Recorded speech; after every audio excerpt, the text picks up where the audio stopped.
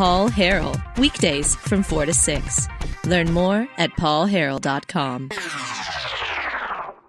We have Josh Waters with us in studio. He decided to stay in Northeast Arkansas, so he's up here in Craighead County with me now, where we broadcast from. And I just want to tell you, the information that people are getting from Conduit for Action is second to none in this state. And if you haven't gone to conduitforaction.org yet and sign up and subscribe to receive their new post, you need to do it. The newest article out right now is actually really, really good. I mean, they're all good, but this is a pretty breaking news development story here. Quote, still no work requirement for Arkansas Works Obamacare in Arkansas. Governor Asa Hutchinson is seeking a work requirement waiver in his continuation of Obamacare in Arkansas through Arkansas Works. However, the waiver request that has been released still has no work, quote, requirement included. We'll have more on that next. Ladies and gentlemen, we got a friendly face in studio. I want to welcome from Conduit for Action, Mr. Josh Waters is back with us. Josh, thanks for coming on, sir. Hey, Paul. It's good to be back in the studio with you. Yeah, it's always good to have you here. So how did the event last night go in Independence County? It went really well. We were there in Batesville, and we probably had, I think, close to 40 people there at the Republican Committee of Independence County. And there's actually people from a few other counties, all over, Senate District 19. There's people there who showed up. But it went really well. Everyone was very receptive to the information, some new information they didn't hear about. Some things that kind of went over well was, one, we talked about the Conduit for Commerce scorecard rankings. Okay. And we passed that out and so everyone could see the rankings of everyone throughout the state. And then something else we did, we handed out the actual vote sheets. And that's up at conduitforaction.org for everyone. But what we did is we cut out the state reps and the state senators who represent some part of Independence County. And that's what we've been doing now in some of these counties so people can see, okay, well, this is where they rank, but how did they actually vote on every single bill?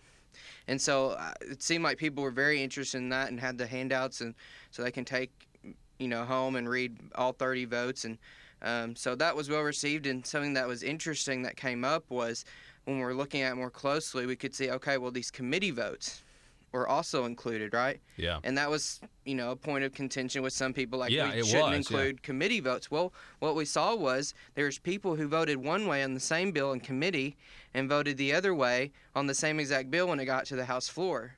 And but for, having that score included on there, we wouldn't have known that. It would be an inaccurate representation of how they voted. When you vote the opposite way of the way you voted in a committee, that makes you think that you used your vote to get it out of committee, but then when you're on the actual record, you vote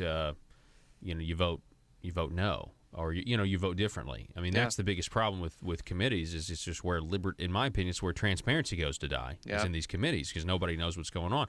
So I applaud CFC, Conduit for Commerce, for putting key committee votes in there on bills, especially, you got a bill like, Medicaid disclosure, and that finally gets out of the Senate and then it dies in a House committee. Yeah. That's amazing that it didn't get out of House committee. Yeah. And, the good thing about that, they had 3 roll calls on that bill. So the first time it was someone actually, I think it was Jeff Wardlaw maybe, who made a motion do not pass, which is very rare. But that was roll called, and then the 2 subsequent votes on motion do pass were roll called, so we can see where people voted on that bill and see, okay, why did it fail? Who are the ones who voted to make it fail? I know what Joe's saying. What's he saying? I'm fresh back from my live remote. What are you saying, Joe? What are you saying? I don't know. Oh, yeah, you got it. I don't think your mic's connected. You are. See, we've been in live remote stage, and so we have to do a lot of stuff. You may have to go back to the back and connect it. What he is trying to say is, if you say roll call one more time, gosh, if you say roll call one more time, we're shutting you down. Yeah, that's you're now infamous. It's come to haunt me. Yeah, I just never would have expected that. But no, seriously though, you've been talking about it, for years, and then I come in a few months watching these committees. I'm like, Paul is so right. This is awful. And then seeing it over and over in these committees where they, on a voice vote, there'll be like 5 people, yes. And then there's like, no. And it's like, the yays have it. And you're just like, what? It just, this is what it is. 'Cause I'm glad that you said that. I'd heard Paul talk about it, and then when I finally saw it, if you were raised in any sort, I guess I just feel like if you were raised in an American public school system, you look at something like that, and I know that sounds weird because the American public school system is so weird, but at least the concept of fairness. If you were raised, let me just say, in Western civilization, you look at something like that and you immediately are like, this is not fair. The process of the committees with the way they do the votes, it's in your gut. When I first found out about it, I was like, well, that's very unfair. How do they act like this is good?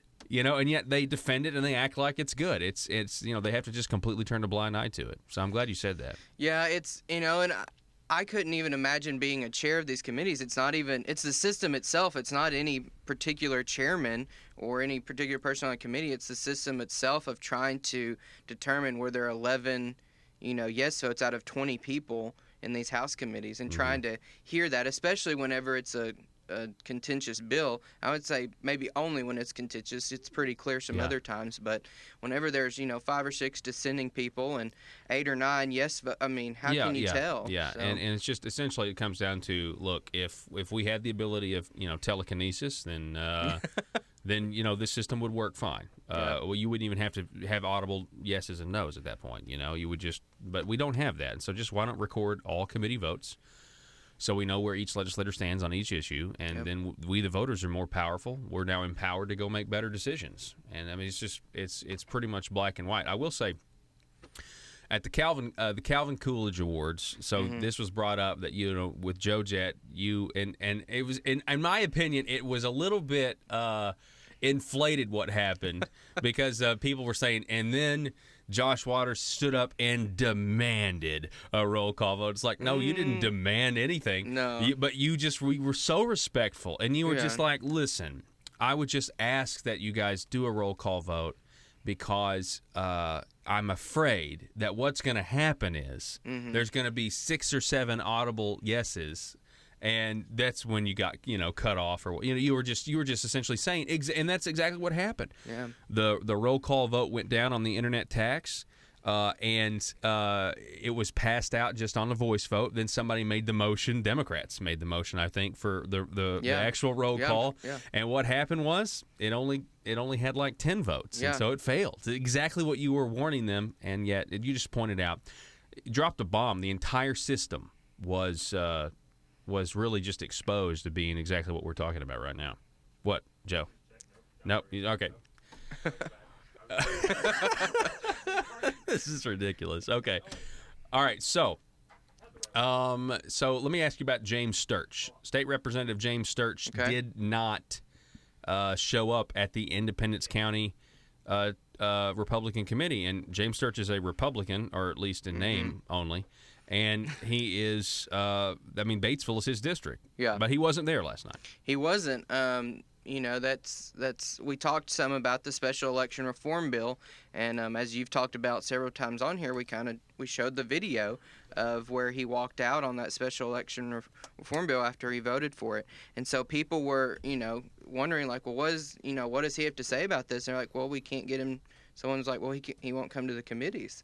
And they're like, well, what we should do is, like, put it in the paper, like, come to this committee and we want to hear your side of it, And I know you've reached out to him and tried to say, hey, what's your take on this? So he's just welcome to come to the program. I mean, I have already, I've already made up my mind completely on James Sturch. Okay. I mean, look, and I could be wrong. I've been wrong before in my life. I'm going to be wrong again.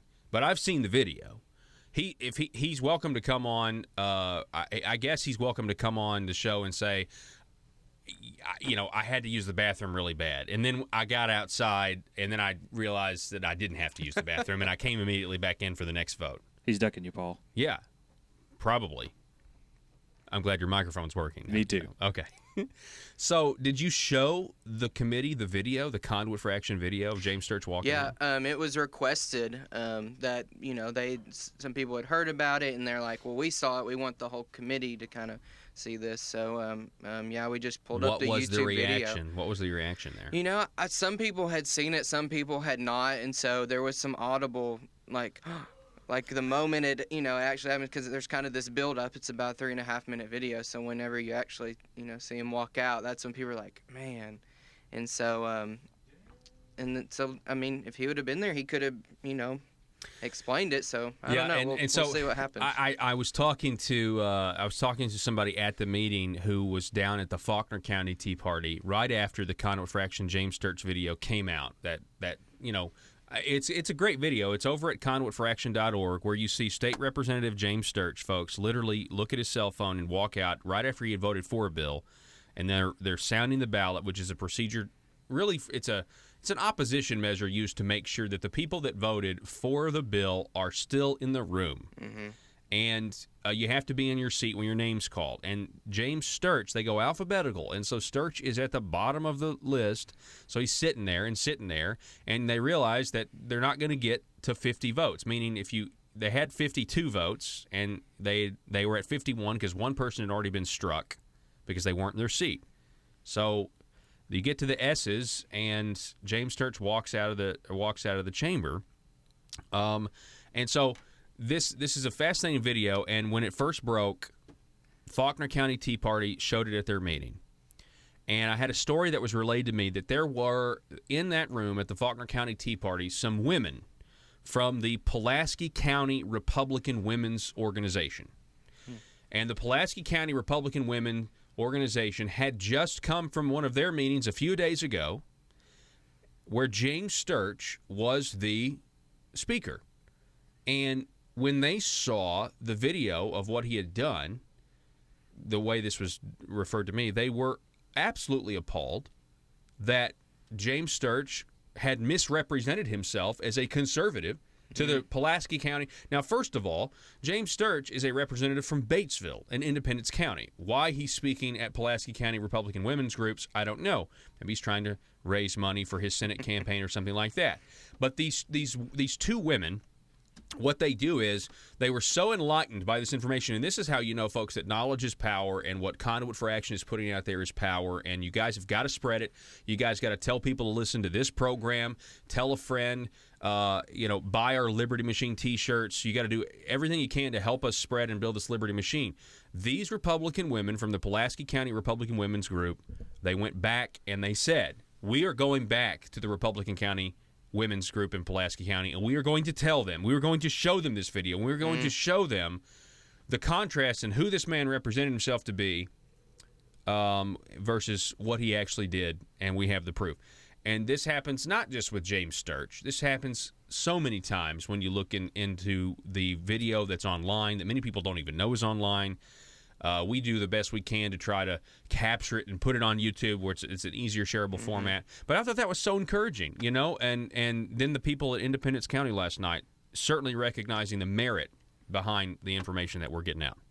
Yeah, something else kind of going on that was I had a dinner afterwards with the former state legislator and some other folks, and I asked him, I was like, well, did that ever happen? Is that pretty rare to sound the ballot because it doesn't come up that much? And he said, we had it a couple times, and he's like, but we've never had someone just get up and walk out, kind of explicitly like that. He knows people are, out of the chamber or have gone to the bathroom, but to get up right before your name leave and then come back for the next bill. And he walked out pretty calmly. I mean, he walked out at a brisk pace, but it was very calm. It wasn't like, oh my gosh, I got to go to the bathroom.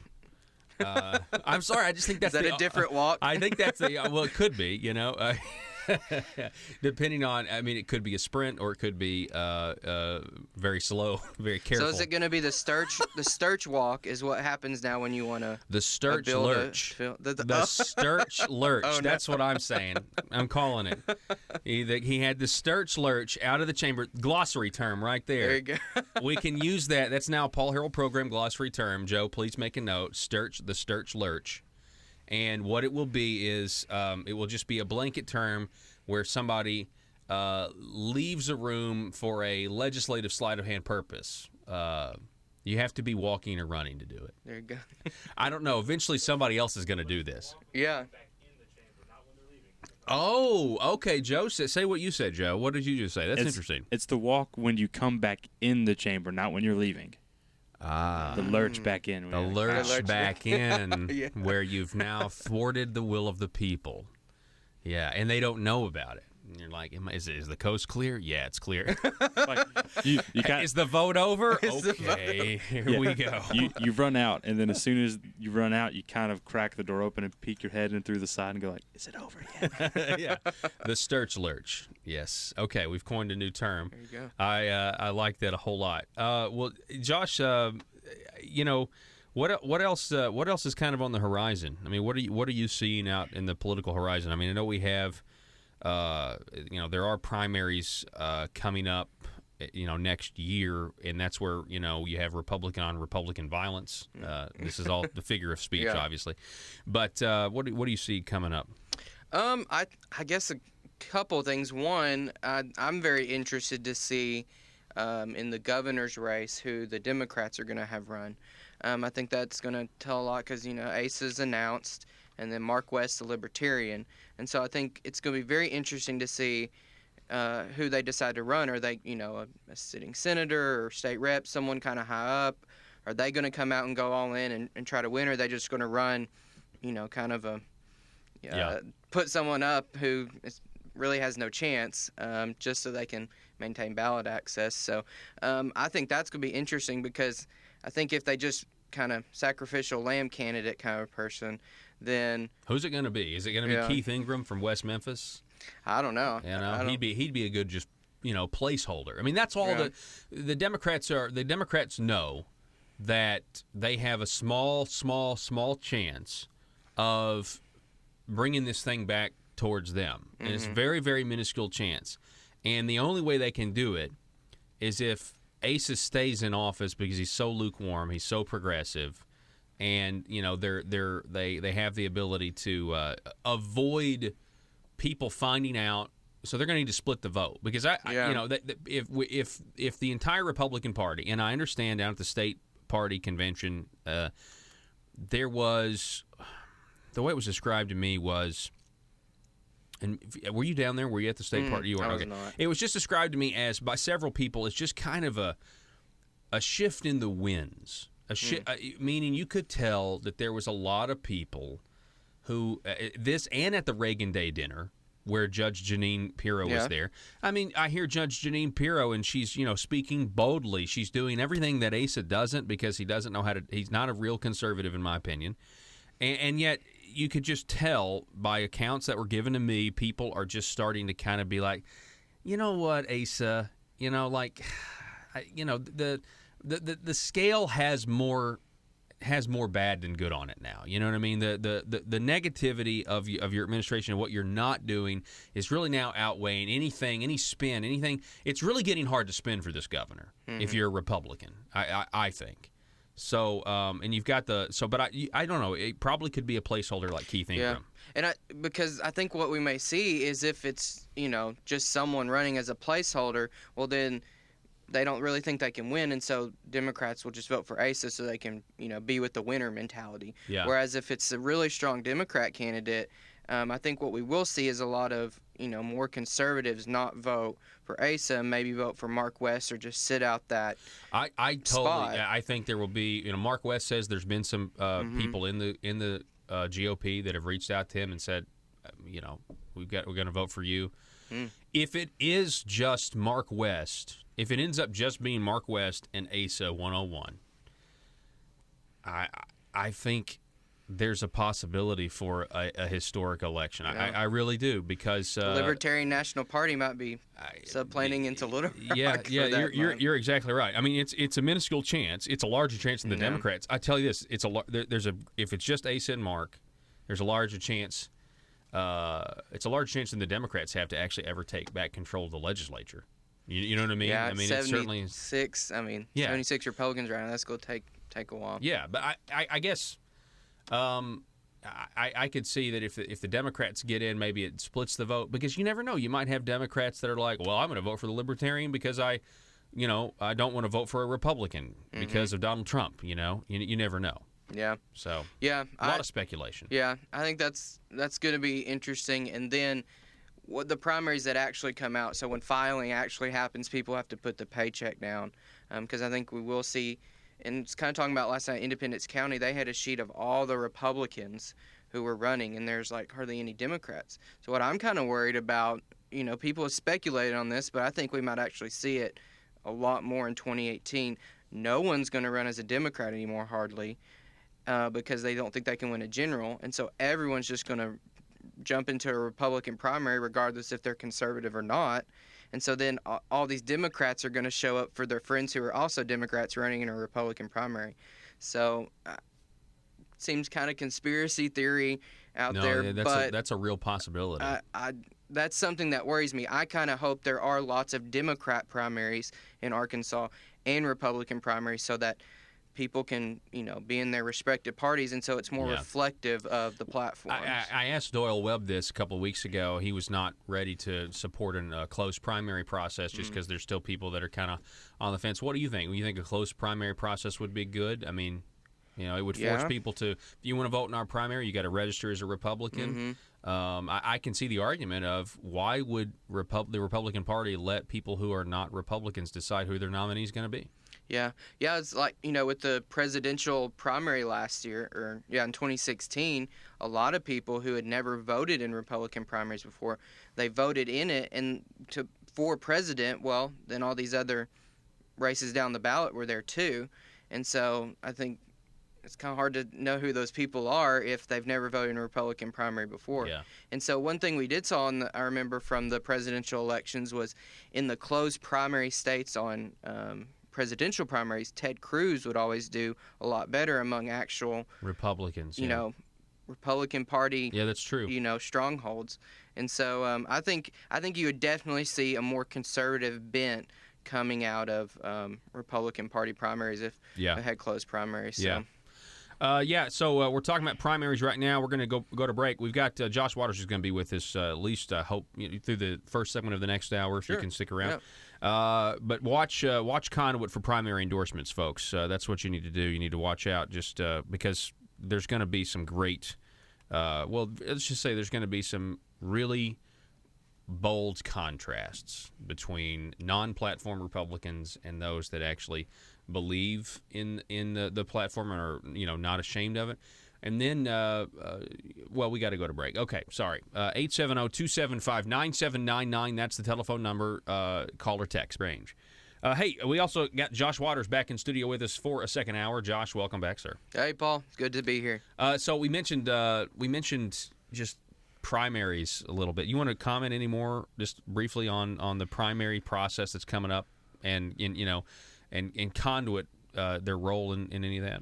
Yeah, I think what we're probably going to see is the Commerce and Action PAC, a separate PAC, is probably obviously going to be involved in primaries again, and Conduit's going to be out there letting people know the differences, because that's a big thing that the left has been pushing back on, is the people's right and ability for free speech to inform people what people have done in their name. And so this issue speech, letting people know, well, the candidate voted this way or voted this way. It's not an endorsement. Right. That's not something that can happen. But what can happen is, well, it's just very simple. Here's what happened. Here's how they voted. Here's the score. And it's voter education. It's issue speech. Yeah. It's protected by the First Amendment. And the left doesn't like it. And then maybe some other people don't like it if it's exposing what they do. But they people say dark money or whatever the tagline is to try to attack it. But when we saw with the judicial elections, this dark money, all it did was get publicly available documents and then put it out on the airways for everyone to see. Yeah. And they didn't like what was publicly available. They didn't like the information. I don't use the term. I mean, like dark money. That's the term that ASA uses and other people use. Anyway, I think it's just a joke. It's they get to define what dark money is, and there's other forms of money where you can't really tell where things are going, and I don't think the governor or other Republicans think that that's quote dark money when it helps them. You know what I mean? It's all about the interests, protecting your interests. All right, so let's talk about the gas tax. Okay. All right. Where were you when you found out that Dan Douglas and Jeremy Gillum were at the Rural Development Conference down in Garland County? And they said that maybe the Arkansas legislature will start to take funding our roads seriously when bridges start to collapse and people start to die. Where were you when you heard that amazing statement? Where was I? I think I was probably in my office. Okay. Like, to be honest, I was probably just in my That's office, so and dramatic. it came up on That's so dramatic. Twitter. So, like, I didn't, like, fall out of my chair, I guess, but I don't know. It was pretty dramatic, but that's what we've seen. That's the rhetoric that people use now. It's a rhetoric people use to try to grow government, right? Yeah. And so they say, well, people will die. Pain point politics. Uh-huh. They say Yeah. people will die.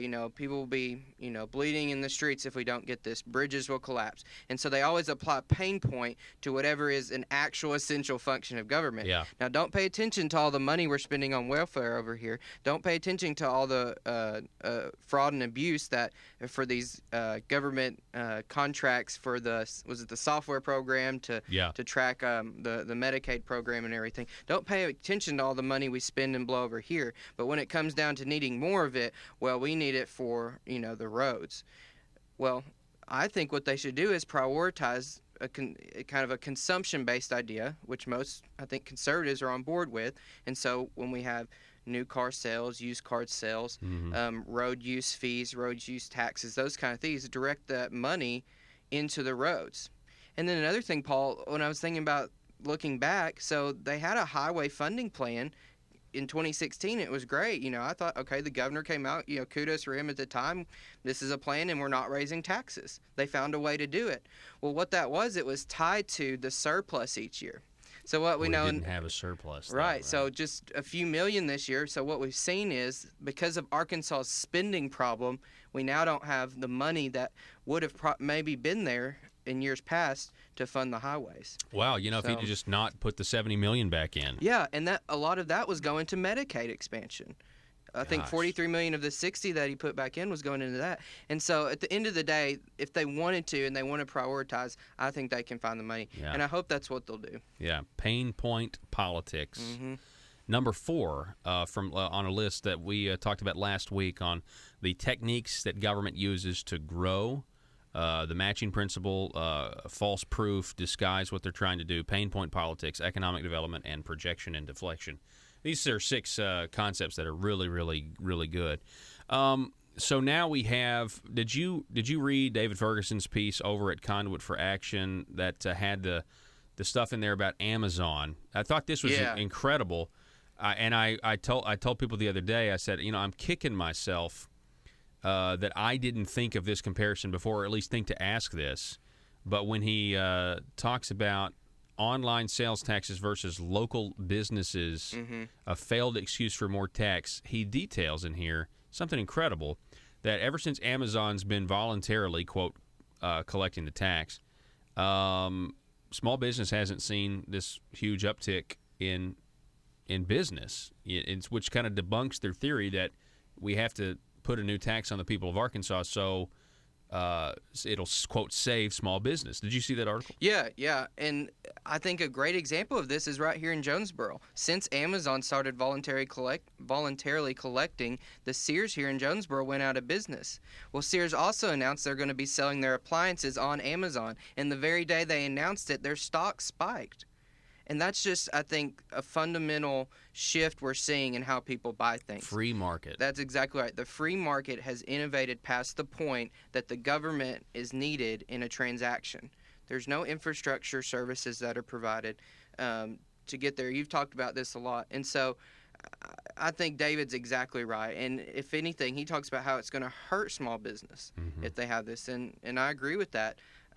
So I think he knocked it out of the park there. And that's what we're seeing, though. It's, one of these carefully crafted language ideas of how to grow government. Well, we'll use something. We'll try to make people believe, well, you need this or you want this, because most people, I think, deep down, well, they want their small businesses to succeed, right? Yeah. Everyone wants that. That's a good thing. It's good for a community. They want the people sponsoring the T-ball team, that kind of a thing. But that's what they're using and saying, well, this is going to help them. But it's not. It's not going to – I'm still going to – when I'm on the couch making a purchase on Amazon or wherever, I'm still going to make that purchase. I'm not going to get in my car and drive down the road necessarily if I can find it at a better price point. That's just the free market working. Yeah. And so that's what's being used, but that's not what's going to be effect. The net effect, as you've covered many times, is government will have more money. We're going to have less. Yeah. And I think people – are not on board with that anymore. They've seen the fraud, waste, and abuse of our tax dollars year after year after year. and they're not willing to give any more. They want people and our leaders to start prioritizing it better. Yeah. We also have another article up at conduitfraction.org. This is a good one. We kind of teased this the other day. Still no work requirement for Arkansas Works. I guess we teased it last hour. Obamacare in Arkansas. So this is a commentary here. It's really good.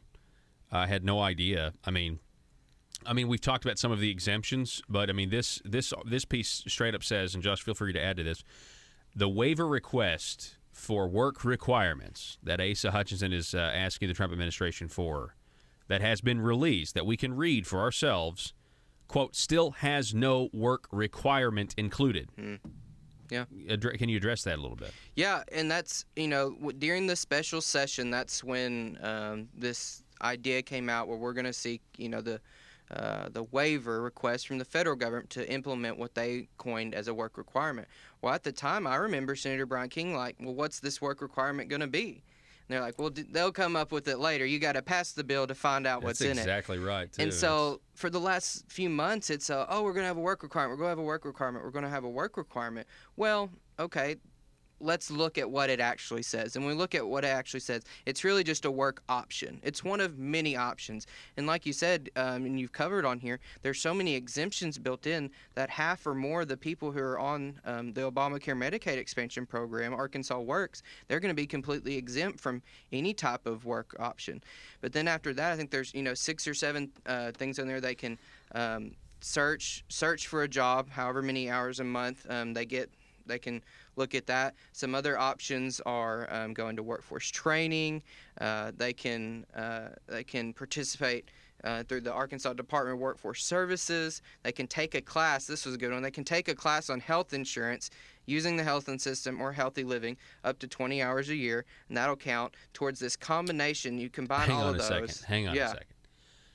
Take a class on health insurance gets you out of having to go to work to get to, or at least 20 hours per year you can use towards the credit.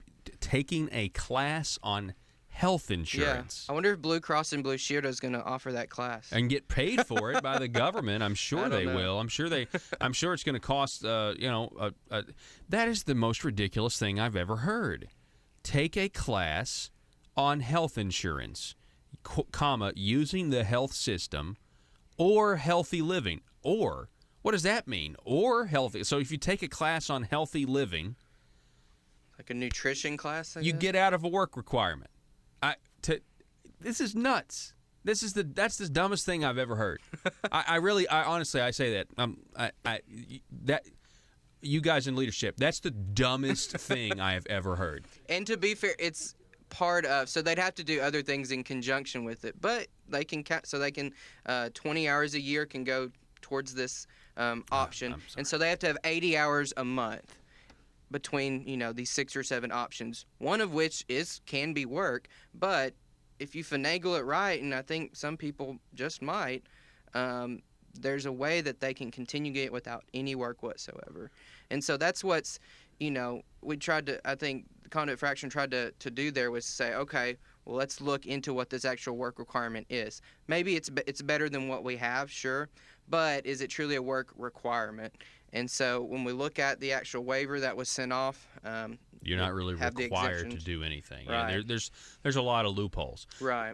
Do we have an answer to the question of, so you have to be not doing these things for 3 months in order to get kicked off? See, that's what I still don't know the answer to, is how they're going to – I know they're going to spend $2.5 to $3 million tracking compliance with all these requirements, these monthly requirements. How many bureaucrats is that going to take to keep up with the requirements? I don't know. They say $2.5 to $3 million. I'm sure that'll escalate at some point. But you mean dollars? Yes. Yes. All right. For the website, yeah. I guess people will log on and say. So you still don't know.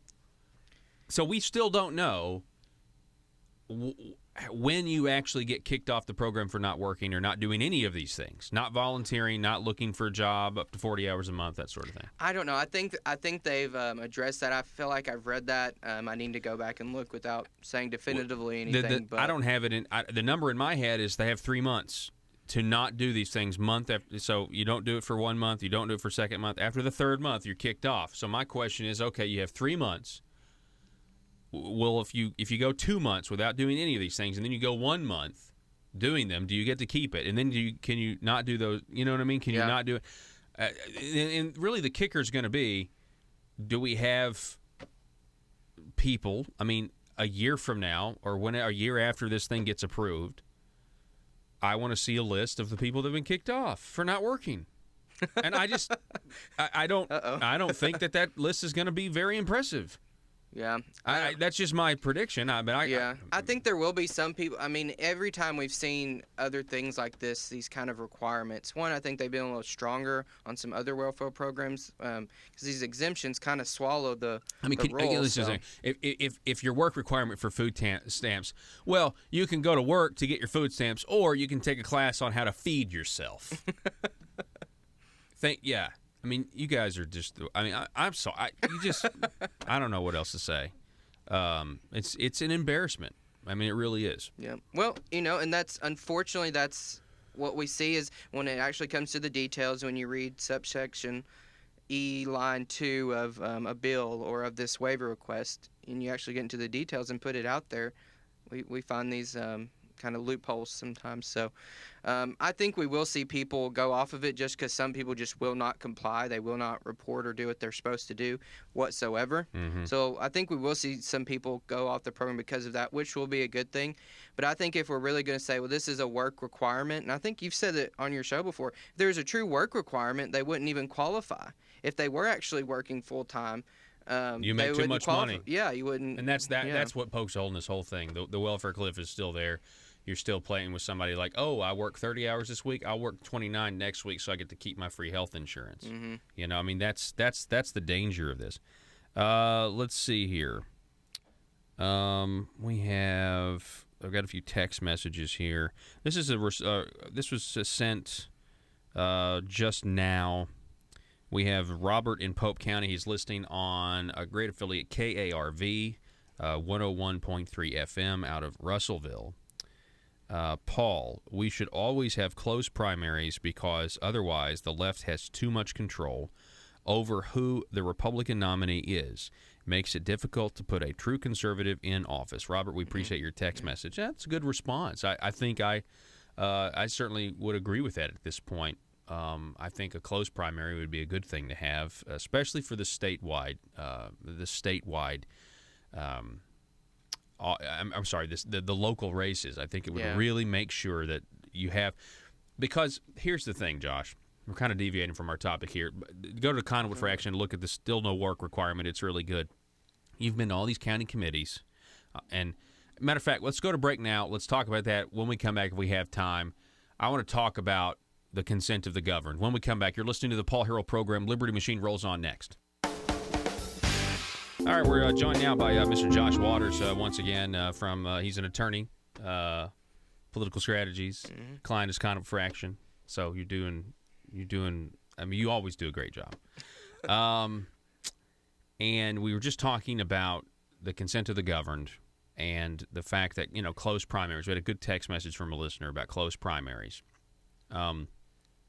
You've been to a lot of county committees. Would you say that a lot of the county committees, the Republicans on these county committees, are disappointed with the direction that the party has taken recently? I think in some side conversations with people, I think they're frustrated at maybe the speed things are going. I think that's definitely what a lot of people are frustrated at. Because what about the attempted tax increases and the successful ones? Yeah, that's what they're upset about, the speed of some of the reforms they were wanting, and then also kind of this idea, well, we're still having to spend so much time and effort pushing back on these huge tax increases. Right. But also knowing people have talking about, well, they've been in these committees for decades, back when no one wanted to be a Republican, and now that they have these majorities and kind of seeing the lukewarm results, they're getting frustrated, and that's how people are in elections. Things change quickly. If we had closed primaries, do you think that some of these county committees would be less frustrated with the results that we have right now? Yeah, I think there's I mean, it's possible. Yeah, I think at least then the argument could be made, well, the actual, the strong Republicans, actual registered Republicans who are voting, they're the ones making the decision rather than right now we don't really know, because Right. you don't really have to follow a party. And in fact, I think you have to overtly decide which party, if you want to do one, rather than them ask you. Also, So- real quick, last question: the rule change. We had a pretty good rule change, or a resolution, I guess, from the state party. What'd you think of that? I thought it was common sense. I mean, Yeah. you're talking about the for the committee selections, Yes. the House of Representatives. So they had the rule change this past session, where the Speaker of the House solely was going to decide who was on which committee.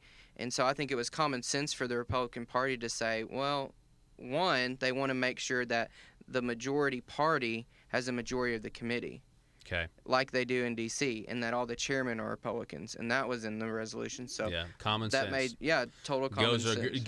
Here it is. It's a shot across the bow. It goes directly against the Republican Speaker of the House and his leadership, is what the state party did. It's a big deal. We haven't really talked about it much, but I'm telling you, there's people that say there was kind of a wind change, nothing drastic, but you could just tell people they're just kind of they're sick of just pledging fealty to Asa because he's a Republican. Yeah, and what, especially on that resolution, what I heard and read in some articles was basically those supporting it were kind of party members, county committee chairman, that kind of thing. I think it was the Benton County Republican Party had recommended it, and the people who are actually pushing against it were other legislators. Yeah. And so it's kind of this pushback against the establishment legislators who are speaking for it. So All right, Josh Waters, we appreciate it, sir. Yeah. Thanks for being on the program today. thanks for having me, Paul. Okay, folks, back in just a moment.